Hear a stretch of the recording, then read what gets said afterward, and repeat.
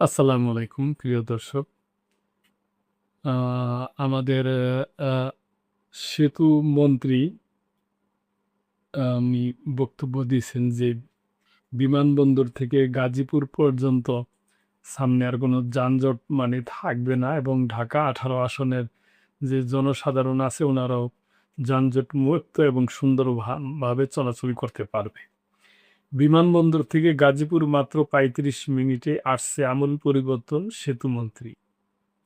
রাজধানীর উত্তরার ঢাকা ১৮ সংসদীয় এলাকার যানজট নিরসনে সরকারের নেওয়া বহুমুখী উন্নয়ন প্রকল্পের বিস্তারিত তথ্য জাতীয় সংসদে জানানো হয়েছে। এই এলাকার দীর্ঘদিনের জনভোগান্তি কমাতে বাস র্যাপিড ট্রানজিট প্রকল্পের পাশাপাশি ৩৪০টি নতুন সিএনজি চালিত এসি বাস নামানোর প্রক্রিয়া চূড়ান্ত পর্যায়ে রয়েছে।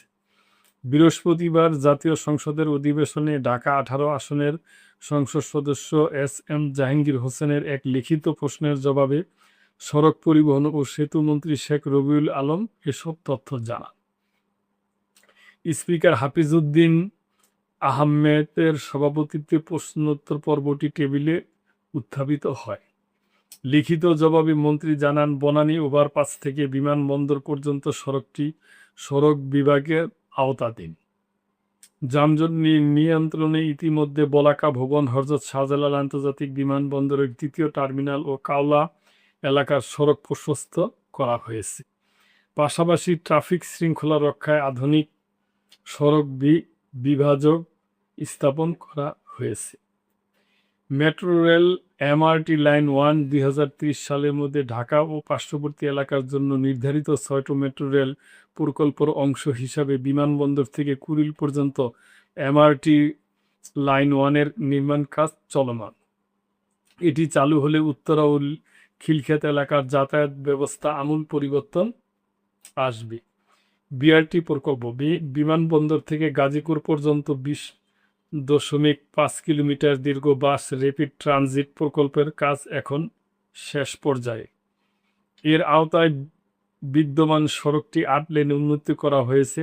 এছাড়া ৮টি ফ্লাইওভার এবং ৪.৫ কিলোমিটার উড়াল সড়ক নির্মাণ করা হয়েছে।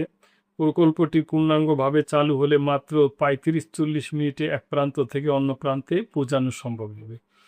৩৪০টি এসি বাস সংগ্রহ, যাতায়াত ব্যবস্থা আধুনিকায়ন করতে বিআরটির মাধ্যমে ৩৪০টি একতলা সিএনজি চালিত এসি বাস সংগ্রহের উদ্যোগ নেওয়া হয়েছে। এই বাসগুলো চালু হলে উত্তরা বিমানবন্দর ও খিলক্ষেত রুটে উন্নত সেবা নিশ্চিত হবে এবং ব্যক্তিগত গাড়ির উপর নির্ভরতা কমবে। সংসদের দেওয়া তথ্য অনুযায়ী এই প্রকল্পগুলো পূর্ণাঙ্গভাবে বাস্তবায়িত হলে ঢাকা ১৮ আসনের জনগণের যাতায়াত ব্যবস্থা হবে আধুনিক, সাশ্রয়ী ও সম্পূর্ণ যানজট মুক্ত।